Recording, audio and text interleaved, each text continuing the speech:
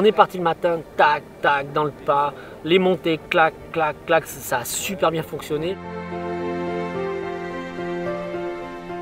Donc on a eu 3 jolies dunes, mais jolies, dont la dernière, comme d'habitude, énorme, énorme, énorme. On avait une corde pour monter, tout, c'était énorme. Et après un énorme plat de 7 km, 51 degrés. Et puis là, c'était magique, magique. Marcher comme ça sur les crêtes, ça doit surprendre beaucoup de monde. Mais ça me rappelait la Suisse en fait, tu vois. On monte, puis tu arrives en haut et puis tu marches, puis tu vois les deux flancs. C'est clair que c'est magique, c'est superbe, mais je t'avoue que je connaissais en fait.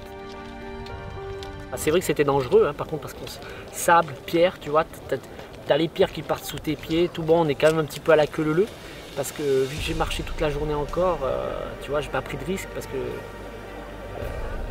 la fatigue. Je m'entends super bien avec Sébastien. C'est un garçon qui a 10 ans de moins que moi. Je l'ai rencontré dans le bus le premier jour. 2 heures après, 6 heures après, on était dans la tente ensemble. Et puis maintenant, le premier jour, j'ai couru. Et puis j'ai eu un mauvais final. Et puis il est arrivé. Et puis je me suis mis à le suivre. Il m'a dit croche.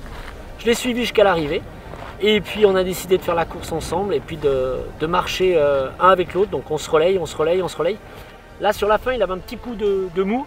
Et puis je pense que mon expérience a fait que moi je m'étais alimenté un petit peu avant, j'avais senti le truc. Et puis d'un coup je lui ai dit vas-y laisse, je te ramène à la maison. Voilà.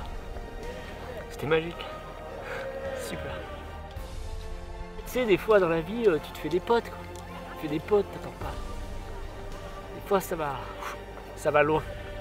Demain on a 86 bornes. Si on se ramène à la maison, putain. Ça va être beau.